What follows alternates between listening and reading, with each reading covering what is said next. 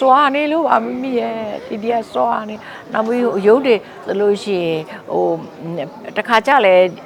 ဟိုပြိသက်တွေကပြောတယ်ဟဲ့များတယ်ရှော့လို့ပေါ့နော်မျိုးတွေပြောတယ်အဲ့ဒါပေါ့ရှော့လို့ဆိုတော့တီတီရှော့လို့တယ်ဒါပေမဲ့ဒါရိုက်တာကလှုပ်စေချင်တာလေဒီနေရာမှာဒီလိုလေးလှုပ်စေချင်တဲ့အတွက်ဒါဒါရိုက်တာစင်းပေါ်မှာသူ့ဘယင်ပဲလေ